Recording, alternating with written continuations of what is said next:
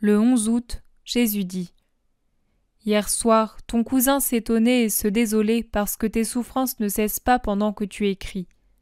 Pourquoi devraient-elles cesser ? Les missions sont toujours pénibles pour la nature humaine.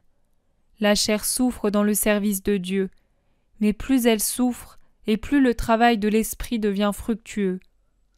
À quel moment ai-je accompli ma mission au plus haut degré ? Au moment de ma plus grande souffrance. Et je n'avais pas alors le bien que tu as, car pendant ces heures-là, j'étais abandonné par le Père. Mais tu ne l'es pas par moi. Cela ne suffit-il pas largement à te dédommager de la souffrance de cette poignée de cendre qu'est ta chair ? Bien sûr que oui. Ma présence auprès de toi suffirait à elle seule. Mais moi, je t'ai accordé non seulement ma présence à tes côtés, mais de plus ma caresse, ma vue, ma parole. La croix portée ainsi n'est plus une croix pour l'âme.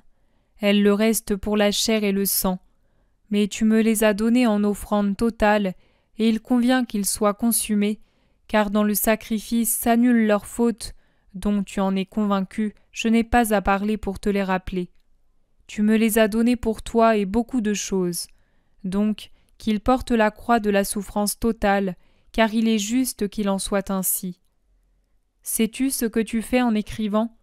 Ma volonté. La volonté de la mission que je veux que tu accomplisses. Même si une seule âme, une seule, devait trouver la voie grâce à ta peine que j'ai voulue, cette peine qui d'un point de vue humain semble inhumaine, serait justifiée.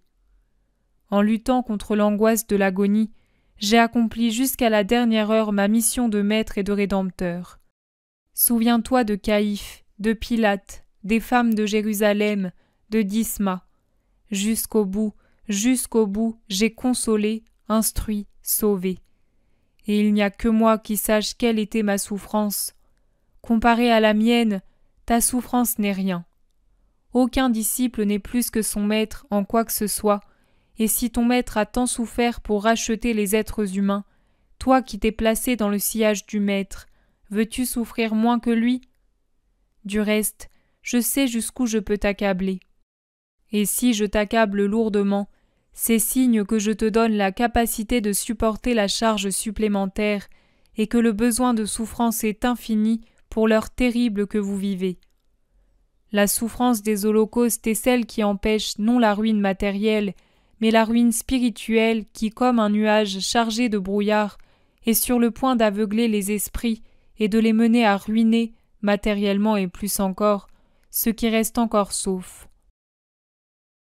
Plus tard, toujours en réponse à ma plainte au sujet des douloureuses perspectives sur lesquelles il m'éclaire, Jésus dit : Mais Maria, il n'est pas donné aux petites amies de Jésus de se soustraire à la peine. Pendant sa passion, votre pauvre Jésus eut pour seul réconfort le secours de sa mère. Rien n'est échappé à Marie, pas un de mes gémissements, pas une larme, pas un plissement d'épiderme, un tressaillement des muscles, une contraction du visage, un sanglot, un râle.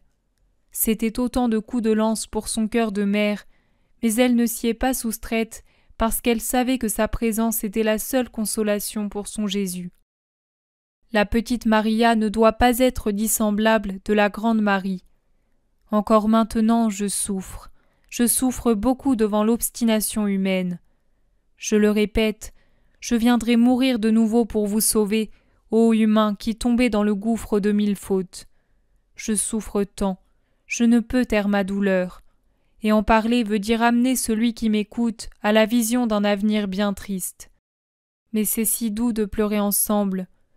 Ne retire pas ton épaule où j'appuie ma tête dans laquelle l'humanité enfonce des couronnes d'épines. Les mêmes épines te piqueront toi aussi. Mais pense-y, nos pleurs et notre sang seront offerts ensemble pour tenter d'arrêter le châtiment. C'est cela qu'il faut, Maria. Les autres choses ne servent à rien et vous unissent à de nouvelles puissances de mal. Mais le sacrifice sauve. Si seulement beaucoup d'âmes de sacrifice naissaient de la terre devenue enfer. Je ne répète pas par manque d'arguments. Je répète parce que ces mots contiennent la clé du salut. Maintenant, c'est Maria qui parle. Croyez, mon Père, que je souffre beaucoup. Les intuitions qui me viennent me torturent encore plus que mon mal physique et l'accroissent. Je confesse que sur le plan humain, je voudrais leur échapper par la mort.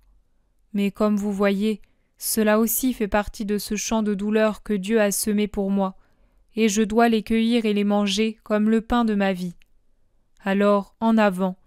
Je suis au milieu d'épines de tout genre, car le bon Jésus me dévoile des horizons de feu et de sang, et Lucifer tente de me bouleverser en me montrant que bientôt je resterai seul, sans le Maître, et qu'il est déjà fatigué de moi.